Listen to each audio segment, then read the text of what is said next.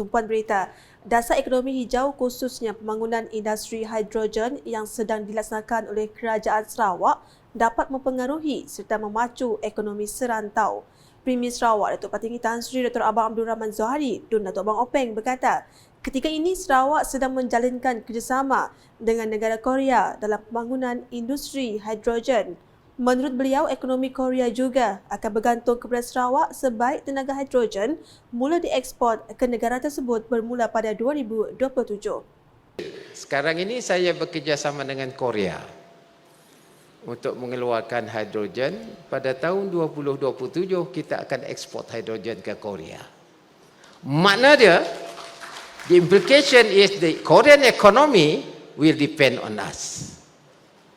Kerana kalau kita keluarkan hidrogen, kita keluarkan daripada bentuk amonia, dan amonia itu boleh mengeluarkan elektrik. That means their economy depend on us. Maka Malaysia sudah tentu menjadi satu-satu negara yang boleh memberi pengaruh kepada pembangunan ekonomi serantau. Sebab Korea dia tak banyak hidrogen melainkan daripada chemical. And then green product mean prime price. Premium. Beliau berkata demikian semasa berucap pada majlis perasmian kursi Wakaf Syekh Osman Sarawak bertempat di Persada Chancellory Universiti Kebangsaan Malaysia UKM Bangi pada Rabu.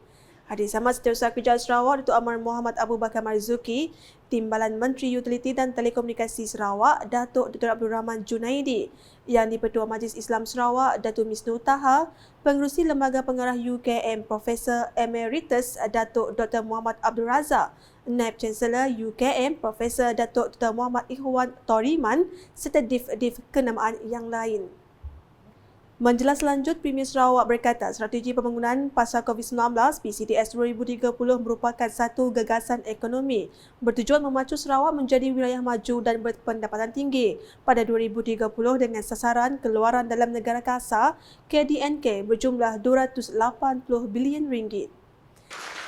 Ni PCDS ini adalah satu gagasan ekonomi di mana kita akan meningkat ekonomi kita sebagai ekonomi berpendapatan tinggi dan juga maknanya GDP kita haruslah kira-kira 280 bilion ringgit.